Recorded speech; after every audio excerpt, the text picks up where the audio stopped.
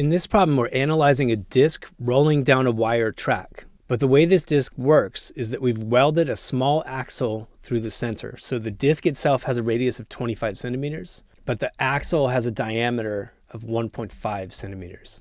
And while we're talking about it, I'll go ahead and convert this to a radius. That's a radius of 0.75 centimeters, just half the diameter.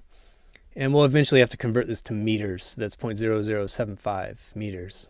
And so this thing rolls along without slipping on that tiny axle. And this allows you to have a very large spin rate compared to the translational speed component. We're also told in the problem that the moment of inertia of the entire disk is very well approximated by the ordinary formula 1/2 mr squared for the disk, where the disk has a mass of 5 kilograms and this radius of 25 centimeters, which I may as well express in meters right now as well. So that's 0.25 meters. And this whole thing is going to roll down the track through a vertical height of 1 meter, so it's definitely an energy conservation problem. And that gravitational potential energy is going to convert into the translation of this whole thing in addition to the rotation of the whole thing. And our job here is to find the final translational and rotational speeds of the assembly. So we begin by thinking about energy conservation. So most fundamentally, what I'm saying here is the energy in the initial state must be equal to the energy in the final state. In the initial state, everything is stationary and all I have is gravitational potential energy. The natural coordinate system here is to make the final y-coordinate 0, and the initial y-coordinate of the center of mass is going to be 1 meter.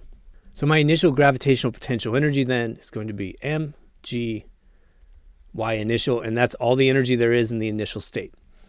In the final state, the disk is at the bottom, and it's moving with translational motion in addition to spinning around the center of mass.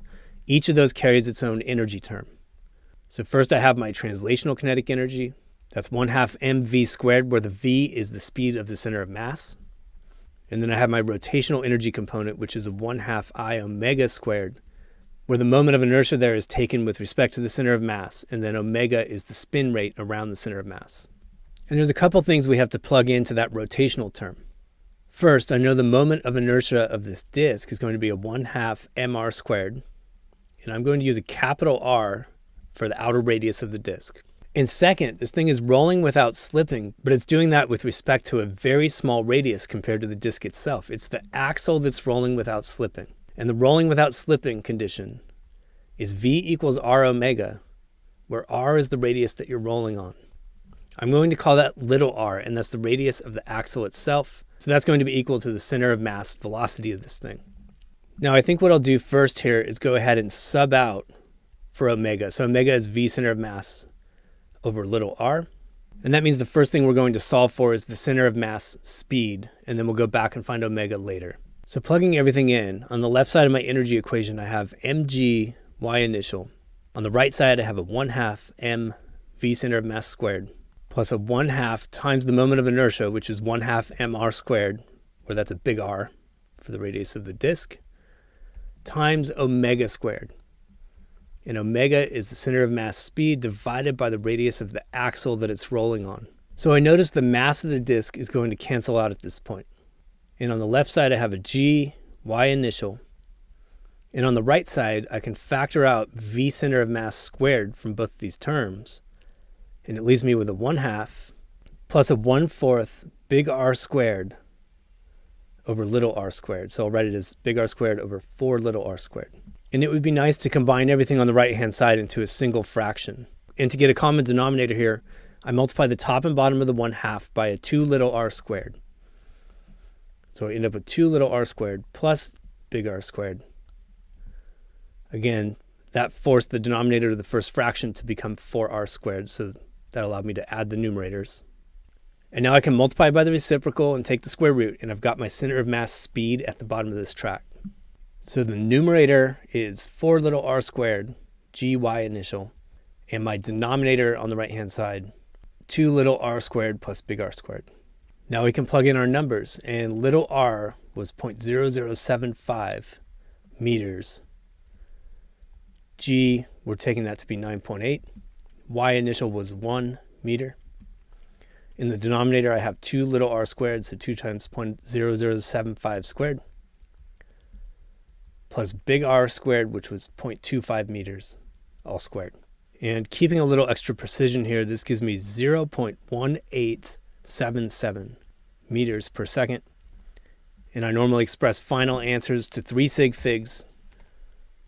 So we'll call it 0.188 meters per second. Finally, we want to get the rotational speed in radians per second. So we go back to our relation for rolling without slipping on that tiny axle. And that's right back here. And I get the center of mass velocity divided by the radius of that axle. And we'll keep our more precise answer, 0.1877 meters per second, all divided by the radius of that axle, which was 0.0075 meters. And this gives me a rotation rate of 25.03 radians per second, which I'm going to round to 25.0. Now, if you want to check your answer on this problem, all you have to do is go back to the original energy equation, compute the original gravitational potential energy, compute the translational kinetic energy in the final state and the rotational kinetic energy in the final state, and make sure they add up. So if I look at that gravitational potential energy, mg y initial, the mass was 5 kilograms, g is 9.8, y initial is 1 meter. That comes out to 49 joules. If I look at the translational kinetic energy, it's actually going to be pretty small. I made this axle very small, so most of the energy is actually in the rotation. And I'll use our more precise center of mass velocity, 0.1877.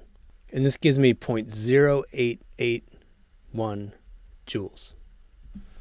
Then I look at my rotational kinetic energy, and that's 1/2 times I times omega squared.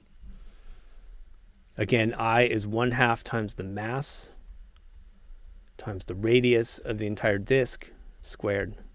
And omega, it turned out, was 25.03 radians per second, and I need to square that. And when I run the numbers on this, I get 48.95 joules. All right, so this increases my degree of confidence because when I add these two things, I get very close to 49 joules total. And that sum is not perfect because we've done some rounding along the way.